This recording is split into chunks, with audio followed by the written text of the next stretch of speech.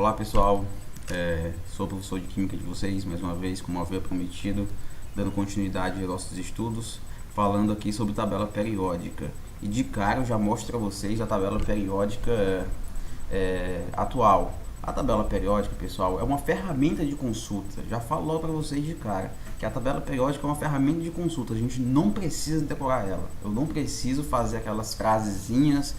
Hoje li na casa de Rubens coisas francesas, né? Não precisa. Eu particularmente não gosto disso, porque a tabela é para ser utilizada, tá aí para ser utilizada. Se não precisarmos de tabela, se não precisássemos organizar os elementos, pra mim, qual é a função dela? É simplesmente mostrar que um elemento que está no mesmo grupo possui propriedades semelhantes. Por exemplo, o lítio possui propriedades químicas semelhantes ao sódio e do potássio.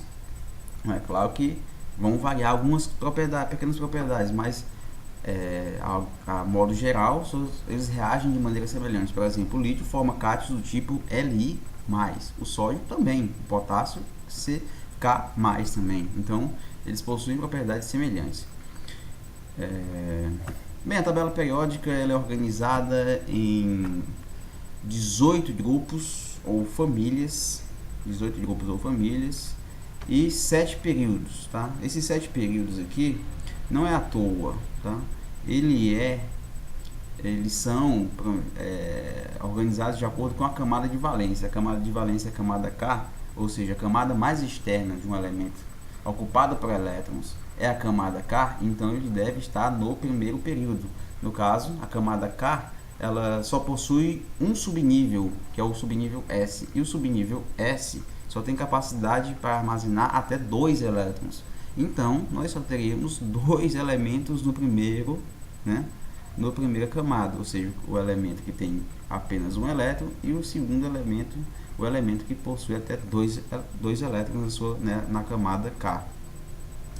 A camada L tem capacidade para até 8 elétrons. Então nós temos aqui quantos elétrons, pessoal? Será 1, 2, 3, 4, 5, 6, 7, 8. Então nós temos desde o 2s1, 2s2 e vamos preencher os 2p, 2p1, 2p2 até o 2p6. Então está explicado isso, né? Então temos 18 períodos e 7 períodos horizontais e 18 grupos ou famílias verticais, tá? Os elementos químicos estão dispostos em ordem crescente de seus números atômicos. Vamos fazer uma pequena reset all.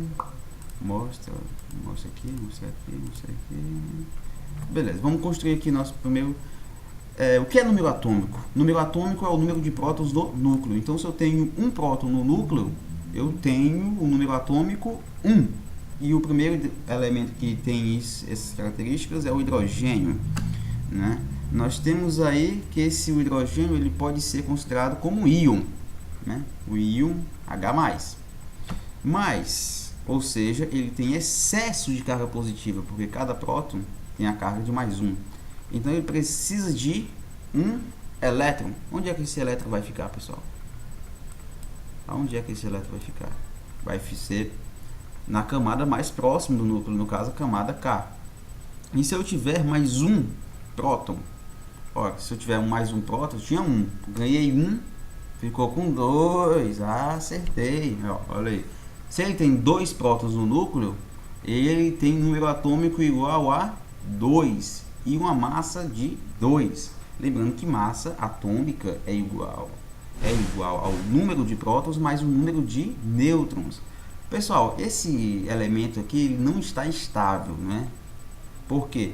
Porque eu tenho 2 cargas positivas no núcleo. Elas 2 cargas positivas, se eu não estou enganado, elas tendem a se repelir, né? Então o núcleo está instável, ele precisa de alguma coisa para atenuar isso daí. Então ele tem aí os seus nêutrons, né? Com o nêutron, ele aumenta, claro, que um nêutron aumenta a massa, né? Em uma unidade. Mas ainda está faltando alguma coisa para eu completar o meu átomo. O que seria? Olha só, eu tenho excesso de uma carga positiva, ou seja, eu tenho 2 prótons e apenas um elétron. Então, vai lá, elétron. Pronto, agora o meu átomo está neutro. E assim sucessivamente, eu tenho o lítio, o berílio, o bromo, o carbono, o nitrogênio, né? E por aí vai. Vai aumentando o número atômico, aumentou o número atômico, para o átomo estar estável, ele precisa também de mais um elétron. Veja só, a camada K só cabe 2, né? Está estável, pronto, beleza. Tenho 3 prótons, 3 nêutrons e 3 elétrons. Eu tenho um número atômico, tenho um lítio, né? Então, beleza. Vamos voltar aqui para a nossa tabela periódica. A tabela periódica ela é dividida, só voltando aqui para explicar. Então, se eu tenho 3 prótons, eu tenho 3 elétrons. Como é que eu vou fazer a distribuição eletrônica? Através do diagrama de Linus-Pauling, cujo o diagrama, o último subnível ocupado por elétrons é o último subnível da distribuição é o subnível mais energético. Então podemos, de acordo com isso, né, cada elemento vai ter um subnível mais energético e dentro do subnível mais energético ele vai ter uma quantidade de elétrons diferente do outro. Então podemos mostrar aqui, né, os elementos, a tabela periódica organizada de acordo com o subnível mais energético de cada elemento. Os elementos do primeiro grupo, do segundo, são todos terminados com o subnível S, variando apenas a camada. 1S, 2S, 3S, 4S. E aqui nós teríamos um S1 e um S2. E aqui, os elementos terminados com o subnível, mais energético, o subnível P, né? Tanto o subnível S e subnível P são chamados de elementos representativos. Eles têm esse nome porque as suas propriedades variam muito pouco. Do grupo 1 varia muito pouco suas propriedades. E os elementos de transição, porque eles variam em algumas das suas propriedades, o modo de reagir e tal. Então eles têm algumas variações nas suas propriedades, então são chamados de elementos de transição. Então, temos os elementos representativos do bloco S, os elementos representativos do bloco P, olha aí, e temos os elementos de transição do bloco D e os elementos de transição do bloco F, mais chamados de elementos de transição externa e elementos de transição interna, os elementos do bloco F, tá bom?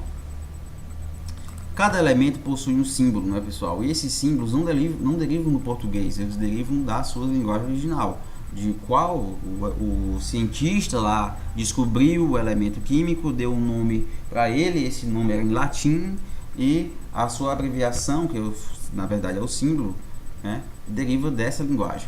Por exemplo, o sódio, que nós chamamos de sódio, na verdade é o nátrium, e por isso o símbolo do sódio é o Na. O potássio é o cálium, por isso o símbolo do potássio é o K. O enxofre é o sulfuro, então é o S, seu símbolo. O fósforo é o fósforo com pH, olha só. Antigamente, até em português, se escrevia, tinha o FH, o pH tinha som de F, né? Foi abolido da linguagem portuguesa. Então, ouro, aurum, tá bom? E por aí vai, outros elementos químicos, tá? Então, só para vocês ficarem sabendo que nem sempre, né, a linguagem, o símbolo vai estar direto, vai dizer pra gente, vai dar indícios de qual elemento é. Algumas vezes dá até para saber, como por exemplo o cálcio, né, é o Ca, vem de cálcio. Então, mas nem sempre isso vai acontecer, né? Os grupos da tabela periódica, né, eles podem, principalmente dos elementos representativos do bloco S, do bloco P, eles têm nomes específicos. O grupo 1 são os metais alcalinos, o grupo 2, metais alcalinos terrosos.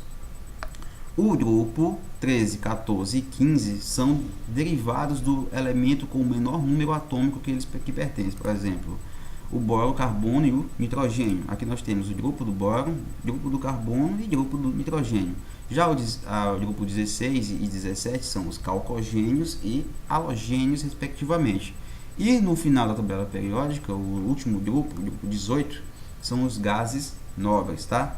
A tabela periódica também pode ser organizada de acordo com se são metais, os elementos químicos são os metais, não metais e semimetais, tá bom? Do lado esquerdo, a grande maioria dos elementos químicos que conhecemos são metais, né? Como o ferro, o vanádio, o titânio, o próprio sódio, né? E a maioria dos elementos químicos são metais, tá?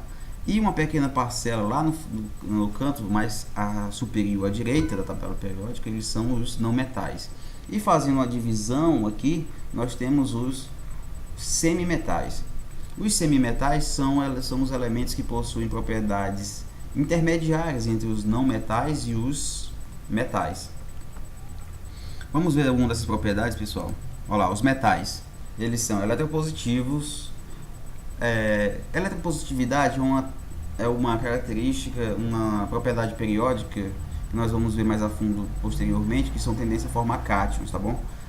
Sólidos, são sólidos, com exceção do mercúrio, eles brilham, tem um brilho característico, como por exemplo a prata. Se você dá uma lustrada nela, vai ter um brilho intenso. Eles são dúcteis, ou seja, eles são dúcteis e são maleáveis. É quase a mesma coisa isso daqui, né? Eles podem, por exemplo, eu tenho um ferro, eu posso bater nele e posso entortar esse ferro.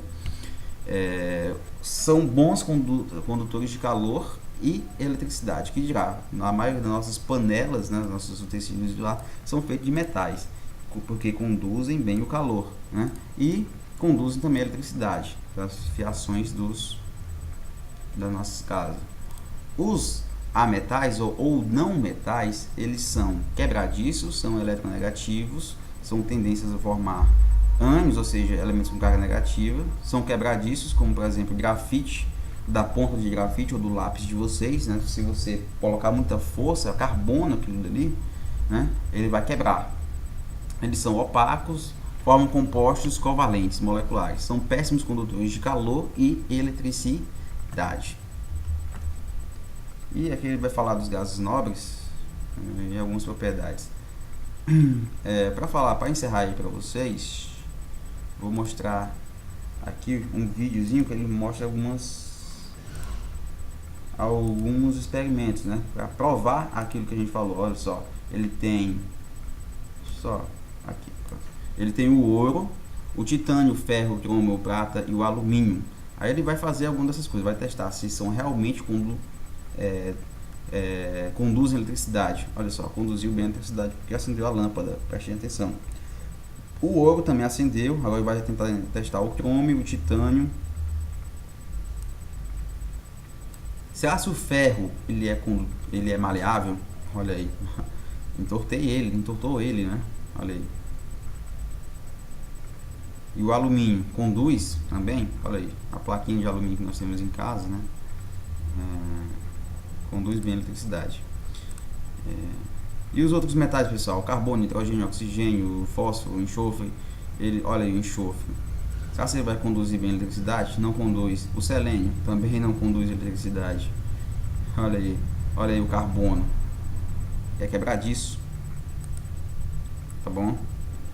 Então essas são algumas das propriedades periódicas para você, dos elementos não metais, né? Os não metais e os metais. E os metalóides, eles possuem propriedades bem semelhantes, aliás, intermediárias, tá?